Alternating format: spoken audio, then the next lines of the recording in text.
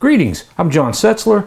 Welcome back to the Kamado Joe Cooking Channel. With the Christmas season here, I'd like to do another Christmas-oriented cook this week. And this, once again, something I've never done before, so you're learning with me. So let's do a goose. Let's get started.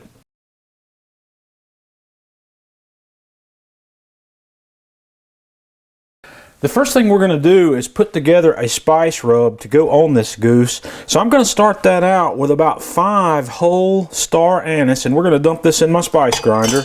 1 tablespoon of fennel seed, 2 teaspoons of ground coriander, 1 teaspoon of red pepper flakes, 1/2 teaspoon of ground clove, 2 teaspoons of ground cinnamon, 2 teaspoons of sea salt, 1 tablespoon of light brown sugar, 1 teaspoon of whole black peppercorns. And I'm going to hit those in the spice grinder here until we've got a fine powder.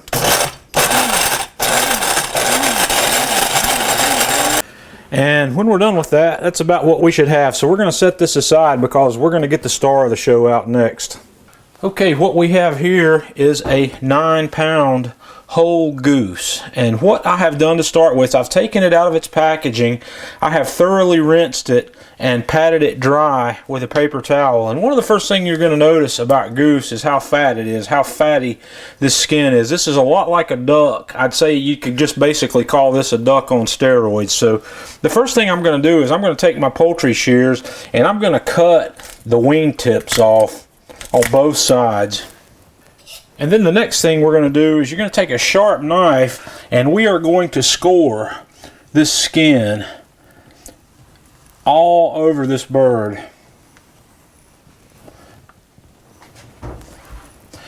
And you don't want to score all the way through the skin. You want to leave that intact. You don't want to score all the way down to the meat. And then we're going to do a diamond pattern. We're going to come back and do it the same direction. And then you're going to flip the bird over and do the same thing on the back side.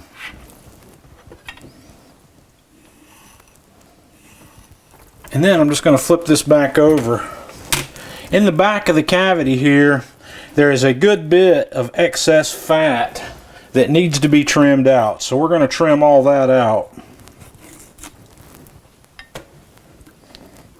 About like that. So we're going to leave it at that, and then we're going to apply our spice rub. So I'm going to flip this back over, and we're going to take our spice rub and cover this whole bird with it, and you're going to rub it in really well.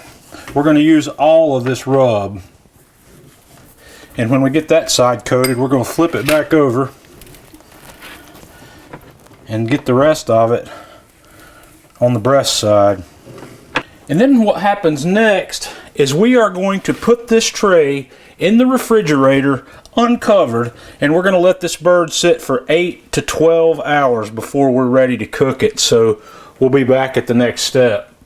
Okay, I have lit a fire in the firebox of my Big Joe, and I have set the divide and conquer flexible cooking rack in place with the accessory rack in the low position. So now that I have the fire lit, I'm going to put a couple of chunks of oak on here to get a little bit of smoke rolling. And I'm going to put both halves of the heat deflector on the accessory rack, and then both halves of the grill in the upper position. And I'm going to close the dome, and we're going to get to a temperature of about 350 to 375. In order to get the Big Joe to settle in at 350 to 375, I'm going to close the lower vent to about half. And I'm going to close the slider all the way to start with and leave the daisy wheel fully open. And we're going to let this settle in. And if I need to warm the grill up, I'll open the slider, or if I need to cool it down, I'll close the daisy wheel. So we're going to let it settle in 350 to 375 before we bring the goose up. While our grill's warming up, I'm getting my roasting pan ready, and I've got a roasting pan here with a rack in place, and I have quartered up a couple of onions, a couple of red potatoes. I've very coarsely chopped some carrots and some celery, and we're going to let these cook in this pan underneath this goose as this fat renders out of the goose. But to start this, I'm going to put about 4 or 5 ounces of water in this pan just to keep that stuff from drying out while that fat starts to render. And then we're going to set our goose right on that rack. And in the cavity of the goose, I've got a navel orange that I've quartered that we're going to stuff in there. And I'm going to stuff in a bunch of fresh thyme as well. So this guy is ready to go to the Joe as soon as the temp comes up. Okay guys, our grill is almost up to temp. So we're going to crack it open and we're going to set this big bird right in the middle. And I'm guessing this is going to take 3 to 4 hours to cook. I'm not sure exactly how long we're going to go, so we'll start the timer and I'll let you know. And we are going to cook this bird until I get an internal temperature in the thigh of around 175 to 180 degrees, and maybe a little less than that in the breast meat. So we'll be back in several hours. Okay guys, our goose is cooked. So I'm going to take this off, I'm going to take it inside, and I'm going to tin it in foil and let this rest for about 15 minutes, and then we're going to slice it up. Okay guys, I have let this rest. I have sliced up some of it. I've got a piece here of the thigh meat, and I've got a couple of slices of the breast meat from this.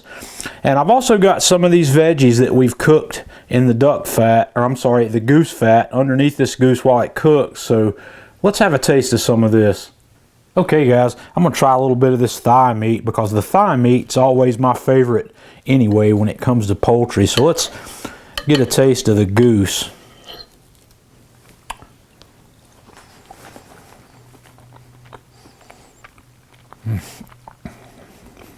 Wow, that's really, really delicious.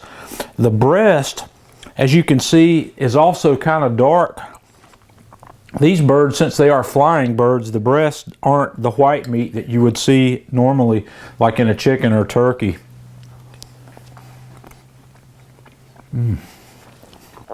Wow, that is absolutely fantastic. I'm going to try a little bit of this potato also.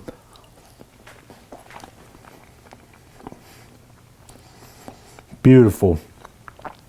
Guys, if you've never cooked a goose, you should give this a try. We're learning together here. It's the first time I've cooked one.